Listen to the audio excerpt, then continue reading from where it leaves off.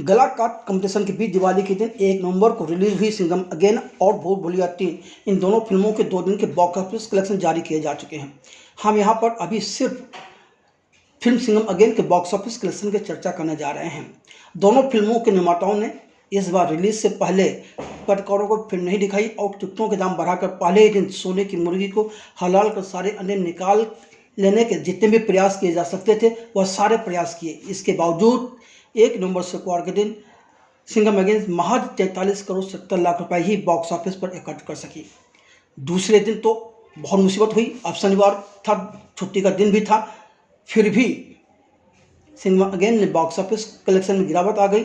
2 नवंबर को सिंघम अगेन ने पहले दिन से कम यानी कि महज 42 करोड़ 50 लाख रुपए ही एकत्र किए। यह सारे आंकड़े ऑफिशियल हैं, इनकी सच्चाई निर्माता ही जानते हैं। आइए आगे हम बढ़ते हैं। लगभग 400 करोड़ रुपए में बनी फिल्म सिंघम अगेन के 2 दिन के आंकड़ों पर उनके निर्माता भले ही जश्न मनाते हुए खुद को दिखा रहे हों, मगर हकीकत में तो यह अपने हाथ से अपने गाल पर तमाचा मारकर अपने गालों को खुशी के मारे लाल होते हुए दिखाना मात्र है। हम कोई कहानी नहीं सुना रहे हैं, बल्कि उस सच को बयां कर रहे हैं जिससे आप भी वाकिफ है, जानते हैं। फिल्म के रिलीज होने के बाद फिल्म क्रिटिक्स ने सिंघम अगेन को थिएटर में देखने के बाद अपनी रिव्यू दी। चंद समोसा क्रिटिक्स को भूल जाएं तो लगभग सारे फिल्म क्रिटिक्स ने सिंघम अगेन को सिरदर्द तनाव देने वाली फिल्म से लेकर शर्मनाक फिल्म सहित कई तरह की संज्ञाएं दी। कई दर्शक फिल्म देखकर निकलने के बावजूद अपने दोस्तों को फ़ोन पर सलाह दे रहे थे कि वह सिंघम अगेन देखने के लिए पैसे और समय बर्बाद न करें।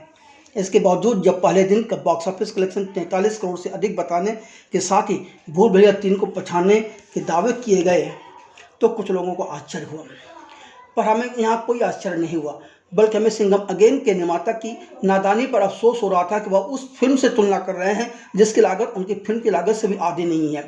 जी हाँ, भूल भुलैया 3 की लागत 150 करोड़ रुपए है, जबकि सिंघम अगेन का निर्माण 450 करोड़ रुपए खर्च कर किया गया है।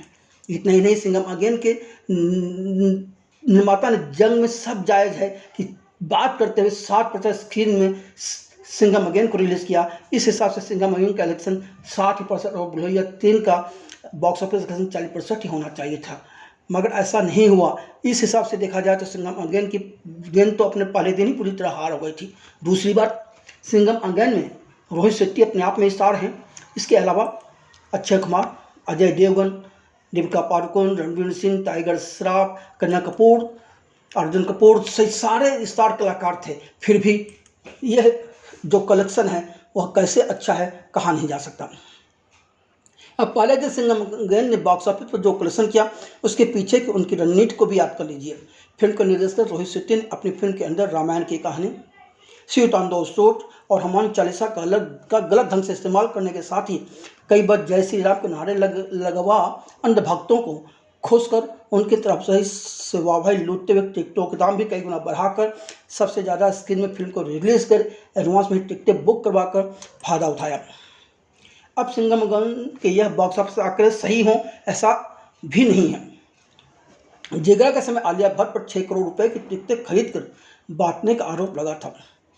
अब सिंघम अगेन के निर्माताओं पर करोड़ों रुपए की टिकटें स्वयं खरीदने, कारपोरेट बुकिंग कराने से लेकर मुफ्त में टिकटें बांटने का आरोप लगाते हुए KRK ने सोशल मीडिया X पर काफ़ी कुछ लिखा है। इतना ही नहीं, कई दूसरे लोग भी इस ढंग की बातें आरोप लगा रहे हैं कि निर्माता ने टिकटों की घालमेल की है, कारपोरेट बुकिंग कराई है और अपने जेब से पैसे खर्च कर टिकटें खरीदी हैं। तो वहीं कुछ समोसा क्रिटिक्स भी लगातार सिंघम अगेन का गुणगान कर रहे हैं। KRK के आरोप से यह साफ हो जाता है कि सिंघम अगेन के बॉक्स ऑफिस आंकड़े फर्जी हैं। सबसे बड़ा सच यही है कि जय श्री राम का नाम, हनुमान चालीसा और रामायण की कहानी के साथ साथ सिंघम अगेन के निर्माता व PR टीम के शतरंजी चालें भी सिंघम अगेन के बॉक्स ऑफिस पर बुरी तरह से डूबने से नहीं बचा पा रही हैं।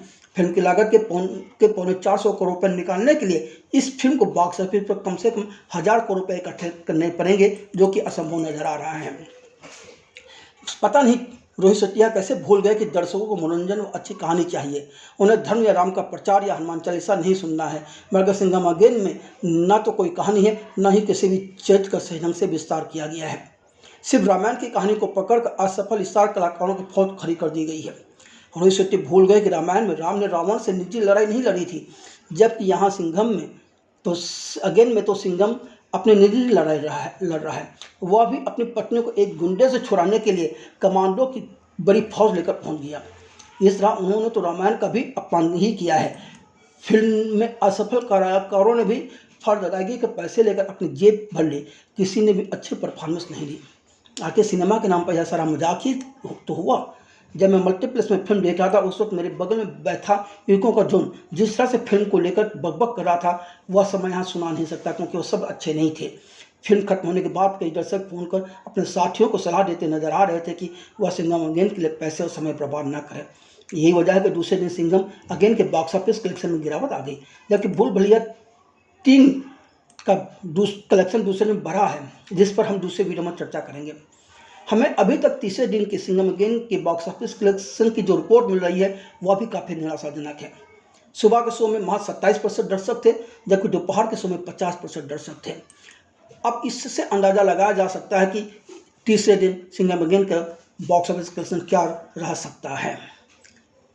इन खबरों से सिंघम अगेन के लिए जो भी आसार है वह अच्छे तो नहीं कहे जा सकते।